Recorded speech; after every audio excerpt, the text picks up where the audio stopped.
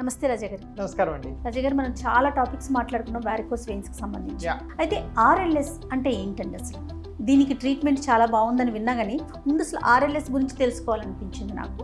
So RLS అంటే restless leg syndrome అండి. Okay. So restless leg syndrome అంటే ఏంటంటే మీరు నైట్ పడుకున్న తర్వాత, స్పెషలీ పగలంతా కూడా ఉండొచ్చు కొంతమందికి, బట్ రాత్రిపూట్లు నిద్రపోయిన తర్వాత ఆ బెడ్లోకి వెళ్ళిన తర్వాత కాళ్ళు బాగా రెస్ట్లెస్గా ఊపాలనిపిస్తూ అది ఊపుకుంటూ కొంత క్రాంప్ సెన్సేషన్ లాగా, అంటే పిక్కలు పట్టేసినట్టు అంటారు, అలాంటి సెన్సేషన్ వస్తూ ఎవరన్నా కాలు పడితే బెటర్ అనిపిస్తుంది, ఎవరికి తెలిసి వాళ్ళు కాలు పట్టమని చెప్తూ ఇవన్నీ చేసుకుంటూ వాళ్ళు బెడ్ మీద పడుకున్న తర్వాత నిద్రపోవడానికి అరగంట నుంచి 2 గంటలు పడతాయి వీళ్ళకి. అది హ్యాబిట్ కాదండి? హ్యాబిట్ కాదు, అస్సలే కాదు.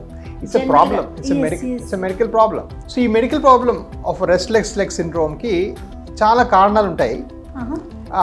నాక్టర్నల్ క్రాంప్స్ అంటే రాత్రిపూట క్రాంపింగ్ రావడం కూడా ఒక కారణం. బట్ ఈ కారణాల్లో కొంచెం లవణాలు బాడీలో సాల్ట్స్ తగ్గిపోయిన వల్ల రెస్ట్లెస్ అనిపిస్తాయి, క్రాంప్స్ వస్తాయి.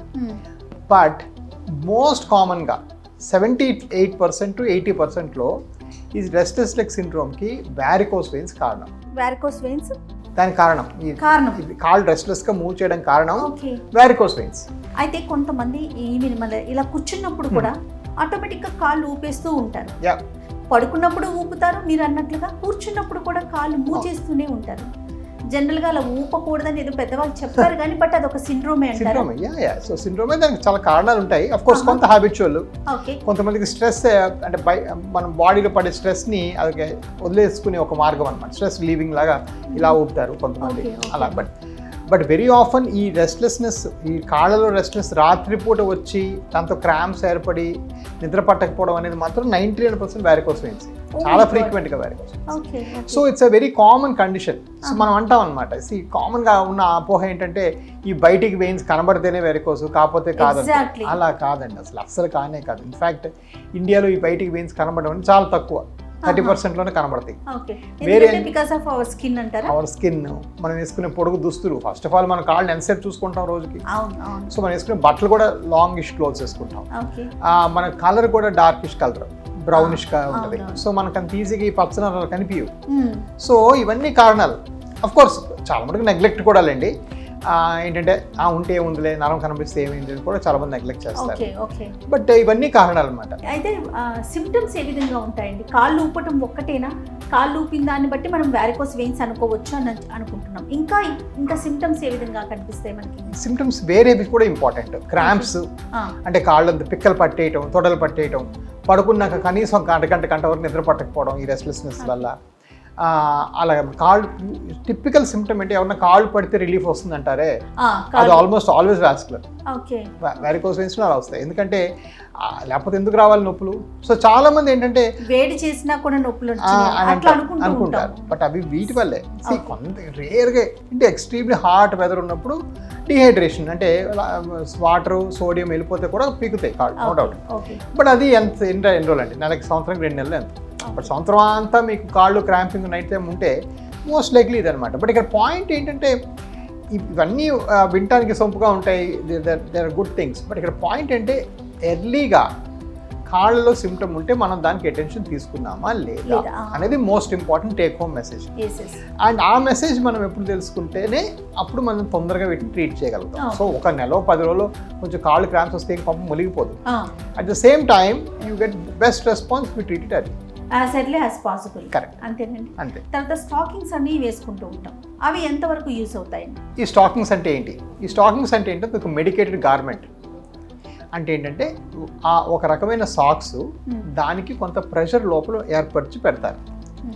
ఇక నంబర్ 1 పాయింట్ ఏంటంటే ఆల్మోస్ట్ మీకు బయట మార్కెట్లో దొరికే సాక్స్లు అన్నీ కూడాను ఏదో ఒక మ్యానిక్విన్కో బొమ్మకో వేసి దాని లోపల ప్రెషర్ కొలిసి ఇది 20 మిల్లీమీటర్ ప్రెషరు, 10 అని చెప్తారు. మన కాళ్ళు ఆ బొమ్మల్లో ఉండవు, రైట్? సో ఫస్ట్ ఫండమెంటల్ అక్కడ ప్రాబ్లం వస్తుంది.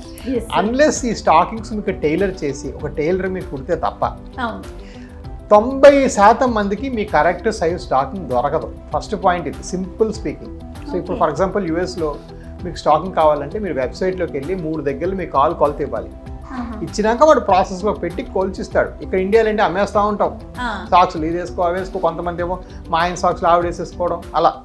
సో ఫస్ట్ ఆఫ్ ఆల్ ఈ స్టాకింగ్స్లో మీద ఉండే అపోహలు నేను ఇంకెక్కడా చూడలేదు. సో ఈ స్టాకింగ్స్ అంటే ఏంటంటే ఆలోచన ఏంటంటే బ్లడ్ కింద నుంచి పైనుంచి కిందకి తమన్లు తీసుకొని వస్తాయి. కింద నుంచి పైకి వెళ్ళేటప్పుడు ఈ సిరల్లో కొంచెం వాల్వ్ చెడిపోవడం వల్ల కాళ్ళు ఉండిపోయింది. అప్పుడు ఏం చేస్తాయి, సాక్స్ తీసుకుంటే నొక్కి పెడితే కొంచెం బ్లడ్ పైకి వెళ్తుంది. అది ఇక్కడ కొంతవరకు ఫ్లో కరెక్ట్ అవుతుంది అనేది ఒక ఆలోచన. బట్ దీనికి ప్రీరిక్విజిట్స్ ఏంటి, తక్కువ ప్రాబ్లం ఉంటేనే పనిచేసే అవకాశం. కాళ్ళు పుండు పడిపోయిన తర్వాత, కాళ్ళు నల్లబడిన తర్వాత, కాళ్ళు దూదలు పెట్టిన తర్వాత, ఇలాంటి సివియర్ క్రాంప్స్ వచ్చిన తర్వాత ఇవి పనిచేయవు. ఎందుకంటే ఎంత పంపిస్తుందండి, ఆ కాళ్ళు నొక్కి పెడితే ఒక 5% 10% ఎక్సెస్లో వస్తుంది. మీకు వచ్చేదేమో కిందకు వచ్చేది 80% పెట్టుకొని 10% ఏమవుతుంది, ఏం కాదు. సో సివియర్ కేసులో ఇది పని చేయదు. సెకండ్ థింగ్, మనం ఇందాక చెప్పినట్టుగా దీనికి మీ కొలతలు కొలిసి మాత్రమే ఇవ్వాలి. ఇంకోటి సాక్స్లు మీరు వేసేసుకోవడానికి. మూడోది, అసలు ఏం చేస్తుంది, ఇది నొక్కి పెడుతోంది, నొక్కి పెట్టని రోజు అవ్వదు. సో ఈ సాక్స్ మీరు వేసుకోవడానికి నిశ్చయించుకుంటే లైఫ్ లాంగ్ వేసుకోవాలి. Right, it's not like 1 week. So చాలా మంది నాకు మెయిన్గా నేను వారం వేసుకున్నానండి తగ్గలేదు. వారం కాదు, మీరు నెల కాదు, సంవత్సరం వేసుకున్నా తగ్గవు. ఆ పూట కంట్రోల్ చేస్తాయి అంతే. రైట్, సో ఈ 3 మన లిమిటేషన్స్ మైండ్లో పెట్టుకుంటే అసలు మరి సాక్స్ ఎక్కడ తయారైంది అంటే ఇది ఫారిన్ కంట్రీస్లో ఐడియా అండి. ఈ వేడి దేశాల్లో బయట 42 డిగ్రీలు టెంపరేచర్ పెట్టుకొని ఎలాస్టిక్ సాక్స్ వేసుకోవడమే ఒక గగనం, చాలా కష్టం. దాని పైపెచ్చు ఈ రాంగ్ టెక్నిక్స్, లేకపోతే సగం కంటెస్ట్ తీసేయడం, మధ్యాహ్నం పడుకున్నామని తీసేసి వదిలేస్తారు. మరి అవ్వదు, మరి ఇంకా పని చేయదు. ఫ్యామిలీలో ఒకరు తీసుకుంటే దాన్ని అందరూ వాడేస్తారు. ఇంకా కొంతమంది డాక్టర్లు ఏంటి, ఆ పేషెంట్ ఏదో నాకు వీలు పడదో లేకపోతే వేసుకోలేదు అని చెప్తే అవునా అలాగని చెప్పేసి ఎర్రగుడ్డ ఏదో ఇచ్చేస్తారు.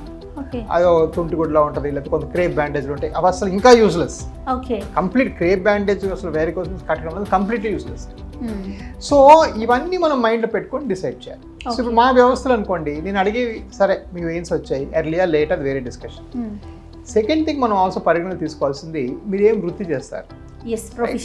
ఒక 75 years రిటైర్డ్ స్కూల్ టీచరు, ఎక్కువ రోజులు నిలబడటం వల్ల వారికి వేరే కోసం వచ్చినాయి. ఇప్పుడు వారికి అంత పెద్ద పని లేదు, సాక్స్ ఇచ్చి ఎక్కువసేపు బ్రష్ తీసుకోండి అని చెప్పొచ్చు. Nothing wrong. 35 years marketing executive, okay, veins కనబడుతున్నాయి, బట్ ఆయన పొద్దున్న లేస్తే ఒక 15 షాపులకు వెళ్ళాలి, లేదా 15 దగ్గరికి మనం క్లయింట్స్ కలవాలి, లేదంటే డాక్టర్లు కలవాలి, మెడికల్ రెప్ అనుకోండి. It will not work, no chance. అతనికి సాక్స్ ఇవ్వడం అంత పనికిరని పని ఇంకోటి లేదు. సో ఇందులో 4th న్యూయాన్స్ ఏంటంటే అసలు వాళ్ళ వృత్తి, వాళ్ళ లైఫ్ స్టైల్, వాళ్ళు ఏం ఆశిస్తున్నారు వాళ్ళ లైఫ్లోంచి, అది కూడా పరిగణలోకి తీసుకొని మనం అడ్వైస్ చేయాలి. సో అవన్నీ ఏంటంటే చాలాసార్లు డాక్టర్ గారు మీరు మాకు సాక్స్ మరి మేము ఆపరేషన్ కొన్నాడు 6 నెలలు ఆగుదాం అనుకుంటున్నాము, సాక్స్ ఇవ్వరా అంటే తీసుకోండి, దానిదేం లేదు, కానీ దాంతో తగ్గదు. సో మనం ఏంటంటే చేంజ్ చేయాలి ఒకటి. రెండోది, మీకు అవసరమైన నేనే చెప్పాలి, కానీ ఏవో నేను మీకు నచ్చింది చెప్తే కరెక్ట్ కాదు కదా. అంటే ఈజీ ప్రాసెస్ అనేసి బహుశా అటువైపుకి వెళ్తారేమో పేషెంట్స్, అటు ఆలోచిస్తారేమో ఆలోచిస్తారు ఒకటి. రెండోది ఏంటంటే కొన్ని కారణాల వల్ల వాళ్ళకి కొంచెం భయం అనమాట. అమ్మో ఆపరేషన్ చెప్పారు, కొన్నాళ్ళు ఆగుదాంలే, చూద్దాంలే, చేద్దాంలే, పిల్లలు ఊర్లో లేరు, యాక్చువల్లీ చాలా చిన్న ఆపరేషన్, అరగంటలో అయిపోతుంది. కొంతవరకు ఆలోచన వల్ల కూడా అది పుష్ అవుట్ చేయడానికి మరి టెంపరీగా తాత్కాలికంగా ఏం చేద్దాం అని చేస్తారు. But almost all the time useless అండి సాక్స్. వన్స్ ఒకసారి సర్జరీ అయిపోయిన తర్వాత ఇంకా కంప్లీట్గా రాదు అనేది మనం బయట వింటూ ఉంటాం. మీరేం చెప్తారు రాజా గారు? అలా చెప్తే అది అతిశయోక్తి అని చెప్తాను. ఎవరైనా కూడా ఏ మెడికల్ ప్రాసెస్ని కూడా పట్టుకొని ఇది 100% మళ్ళీ రాదు అని చెప్పారు అంటే వాళ్ళు మెడిసిన్ చదవలేదు, లేదా వాళ్ళు డెలిబరేట్గా పబ్లిక్ని మిస్లీడ్ అండ్ ఫ్రాడ్ చేస్తున్నారు. ఓకే, అది మోర్ కామన్ అని అడిగితే ఈ దేశంలో. ఎందువల్ల అంటే నంబర్ 1 బాడీ. మనం ఎప్పుడు కూడా ఏమనుకుంటాము, ఈ డాక్టర్ హస్తవాస బాగుంది, ఈ డాక్టర్ చెయ్యి వేస్తే తగ్గిపోతుంది. కరెక్ట్. మనం అనుకోంది ఏంటంటే నా బాడీ ఏం చేస్తుంది, నా బాడీకి ఎందుకు వచ్చింది, నా బాడీకి నాకు react. So what doctor does to patient is one thing, what patient does to himself, who asks, అది కూడా మనం పరిగణలోకి తీసుకోవాలి. సో చాలాసార్లు పేషెంట్ ఫ్యాక్టర్స్ కూడా ఉంటాయి, అది మనం ఎంత కాదన్నా ఉంటాయి.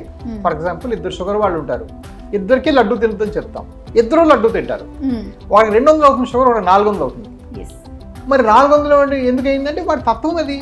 ఆ బాడీలో కొంచెం కూడా ఇన్సులిన్ లేకపోవడం వల్ల ఆయన ఒక లడ్డు తిన్నా కూడా 400 అయిపోయి, ఆయన 200 పడే చూసి అదేంటే నువ్వు నాకు ఆయన తినంటో ఆయనకి తినంటో ఆయన 200 అయింది, నువ్వేదో నాకు తప్పు ట్రీట్మెంట్ ఇస్తున్నావు. లేదు, నీ బాడీలో వీక్నెస్ అది. సో ఇది చాలా ఇంపార్టెంట్. సో రికరెన్సెస్ అనేవి ఏంటంటే మళ్ళీ వెనక్కి రావటం, మళ్ళీ బ్లాకులు రావటం, హార్ట్ ఆపరేషన్ చేసినా కూడా బ్లాకులు రావచ్చు, బ్రెయిన్ ఆపరేషన్ చేసినా కూడా బ్లాకులు రావచ్చు.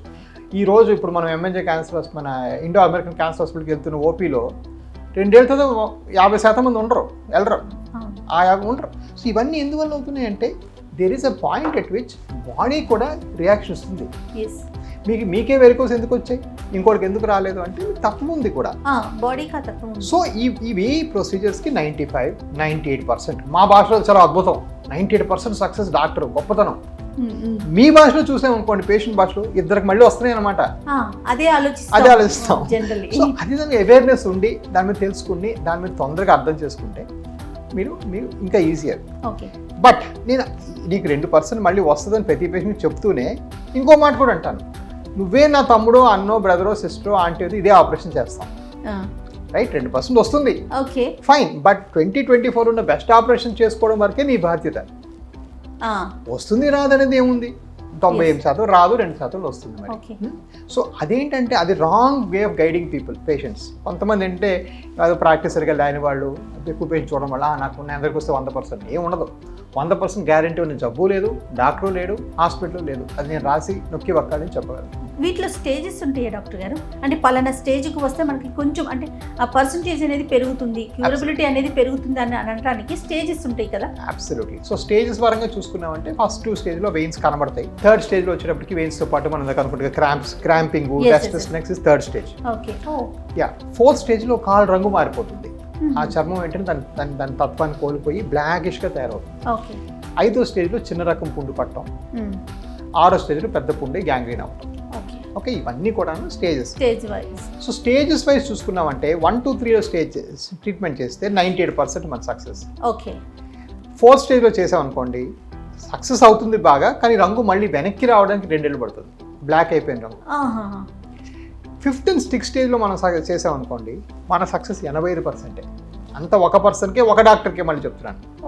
ఒకే పర్సన్ 1, 2, 3లో వస్తే 98, 99. 4లో good response 98, but colour takes time. 5 and 6లో మనం 85% సక్సెస్ రేట్. అంటే పుండు మళ్ళీ వెనక్కి రావడానికి 15% మనకి వస్తుంది. ఇదంతా ఏంటి, ఇప్పుడు ఇదంతా మనం 98, 85 ప్రతి పేషెంట్కి అన్నీ చెప్పలేం కదా. సో మేము చేయించుకోండి అంటే మరి రాదెందుకు, మీరు పుండున్న వాళ్ళు వస్తే నేను కాదు, పుస్తకాల ప్రకారం వాస్కులర్ లిటరేచర్ ప్రకారం బ్రహ్మదేవుడు మీకు ఆపరేషన్ చేసిన 15% మందికి వచ్చే అవకాశం ఉంది. మనం ఎప్పుడు డాక్టర్ని కన్సల్ట్ చేసామనే దాని మీద అబ్సల్యూట్లీ 100% మీ ఎనీ డిసీజ్ మీరు దాన్ని ఏ లెవెల్లో ప్రివెన్షన్ లెవెల్లో చేసామా, ఫైనల్ లెవెల్ చేసామా చాలా అవసరం. Right, thank you so much doctor గారు. నమస్తే. థ్యాంక్ యూ అండి.